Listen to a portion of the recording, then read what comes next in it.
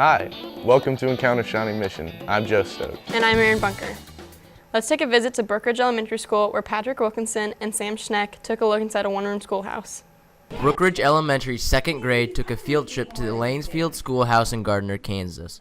We're providing students with a hands-on experience into the history of what life was like back in the past, so they can then compare it to then and now in a meaningful way. First, the students were taught to do their laundry, make butter, biscuits, and feed chickens at different stations. After learning how to do daily activities from 1904, the students then went to the one-room schoolhouse to learn what school was like 100 years ago. What we would love for kids to do is come visit the site, feel what it was like to be a child 100 years ago doing farm chores and experiencing lessons in our 100-year-old schoolhouse, and we would love for them to be a part of a very important piece of local history out here at Lanesfield, and we would love for them to have fun. We asked some of the students what they liked about today's field trip. Probably the game. Basically you play Duck, Duck, Goose. I liked at the school where we got to write with ink, making the butter. We made it with whipping cream and milk. As you can see, it was a fun day for Brookridge second grade at the Lanesfield Schoolhouse in Gardner, Kansas. This has been Patrick Wilkinson and Sam Schneck reporting with Shawnee Mission Encounter. Woo, I do not know how I would do at that school, Joe. Yeah, we definitely need to get out of there. So let's go over to Sama Baloo's and Danny McGee, where they see how Brookwood honors their veterans. Every year on November 11th, Brookwood Elementary holds its annual Veterans Day Assembly, consisting of songs performed by the students and a breakfast with veterans and family members. You know, every year we trade in and out a few songs, but these patriotic songs are real important for these children to learn and to learn well. We enjoy singing them, and so we like to sing the Armed Forces medley, and we like to sing the patriotic medley to kind of bookend our school program. Along with performing songs for veterans and hearing from Principal Teddy Pendlin, the children and family members at Brookwood Elementary got to hear about the importance of Veterans Day from guest speaker and parent of two Brookwood students, Sergeant Jason Ariano. Whenever I speak, the main message that I always want to portray or just put out there to everyone is living life with a happy heart. You know, I attended this for the very first time as a guest, I believe it was 4 years ago. And I've come every year since, and I think it's a really incredible program that's put together.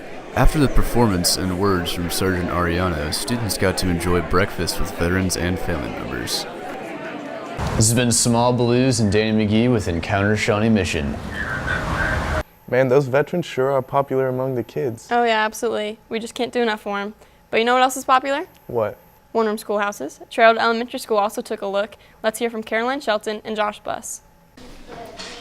Every year, the second grade class from Sherwood Elementary visits the Oxford one-room schoolhouse. There, they get to experience what an average school day was like for kids their age 60 years ago. We talked to second grade teacher Susan McCullough about why they take the kids on this field trip.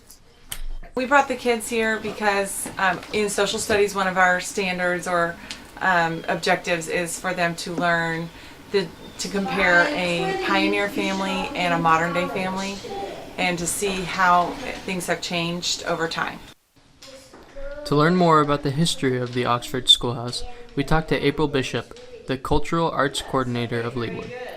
The school was built in 1877, and it remained a school until 1955. After that time, it was used as a Baptist church until the mid-90s when the city of Leawood purchased the schoolhouse. There will be a spelling bee this afternoon, which everybody will be standing up here in the front. Everybody will have to spell the word orally. You don't get to write anything down. At the Oxford School, the students studied reading, spelling, and math. We asked a few of the students what they liked about the one-room schoolhouse. What I like about the one-room schoolhouse is that it's usual, like you get to do things that you don't do at another school. I like Treywood more because the teachers aren't as strict. Stand up beside your desk. She was in the middle, so I didn't have her stand. The one-room schoolhouse allows second graders to view what life was like 60 years ago where we were living. This has been Caroline Sheldon and Josh Buss with Encounter Shawnee Mission. At Roseville Elementary School, students are taking their writing to the next level. Let's go to Matt Vose and Matt Cashman on the story. Every year in November, Rosehill Elementary School holds a creative writing workshop where writers, bloggers, and illustrators speak to the students about their career. Students get a taste of what it is like to be a writer, along with improving their own skills. Here's what some of the students had to say. We've been getting quite a few guest speakers in our classroom, and they've been talking about how to be an author, what it's like, how to be a blogger, how to start a blog, how to write a book, all sorts of things. They were just explaining what their jobs were and how we can do that also. This guy, he illustrated, and he's pretty cool because it showed you how to illustrate, and because it kind of showed how you can make those really hard pictures easy. I've been doing this for 5-7 years. Somebody got my name from somebody, and they asked me to come aboard and talk to the kids, and every year it's been fun. Rosehill has some really crazy, awesome students with great questions, and they're well-mannered, so, and on top of that, after we're done, they feed me a bit. The Creative Writing Workshop is sponsored by the PTA and held every year for students in 4th, 5th, and 6th grade. This has been Matt Cashman and Matthew Vos with Encounter Shawnee Mission at Rosehill's Creative Writing Workshop. Man, those kids sure do make writing look easy. But it's not that easy without the right tool. Yeah, you're right, Joe. And at Oak Park Carpenter Elementary School, Shawnee Mission South students are helping out with their after-school tutoring program. Let's take a visit with Hannah Waldorf and Tegan Goodson. At Oak Park Carpenter Elementary School, they have a learning enhancement opportunity called Homework Lab, which takes place after school every Thursday in the library. Homework Lab helps students with their homework and strengthen their abilities and understanding. National Honor Society high school students from Shawnee Mission South help out earning volunteer hours. Here are a few of the NHS students to explain Homework Lab.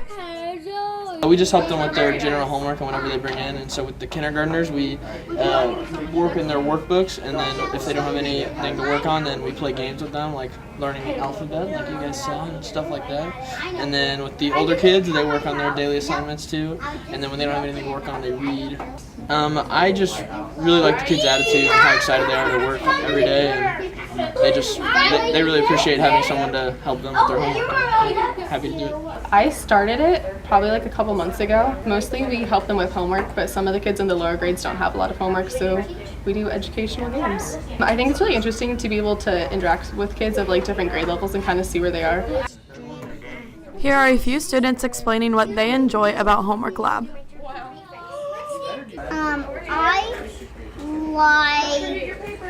I can play games. I love Homework Lab. I get to finish all my work, and then when I go back in class, I'm done with all my work, and I can just read. And also, I do love reading, so that's a really good part about Homework Lab. It's a good place to focus and do your work without distractions like other kids. Contact Secretary Connie Pierce at Oak Park Carpenter Elementary for more information about Homework Lab.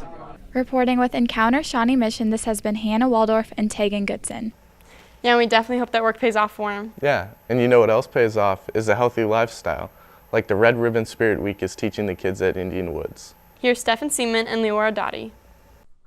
Indian Woods Middle School celebrates their annual Red Ribbon Week to spread awareness on the harmful effects of drug and alcohol abuse. We asked Emily Deerking, the head of Student Council, to explain the significance of Red Ribbon Week this year. So Red Ribbon Week is the one week of the year that we really openly try to help the kids to understand how devastating drugs can be, not only to themselves and to their family, the physical, emotional, and obviously academic aspects of getting involved with alcohol or drugs is, could just be devastating. Mrs. Deerking further explains how Red Ribbon Week is celebrated here at Indian Woods. We did the Royals Appreciation Day. Yesterday was Twin Day. Today is Wacky Hair Day. Tomorrow is Dress Up and, show your the best side. So everybody's wearing, shirts, ties, heels, and dresses. And then Friday is the day when the teachers dress up and the kids vote on who are the best costumes, and the money all goes to United Way. We asked a festive student if he had been celebrating Red Ribbon Week since Monday and if he had plans for the rest of the week as well. Today's the first day, and I'm thinking about doing tomorrow and the next day too. Probably for Crazy Color Day, I'm going to wear a tie-dye shirt with tie-dye pants and probably a tie-dye hat. I don't know. This has been Stefan Seaman and Leora Adati reporting with Encounter Shawnee Mission. Aaron, those kids at Indian Woods are certainly pointed in the right direction. Yeah, and so were John Holland and Kissy Mispigel when they took a look at the STEM program at Deemer Elementary.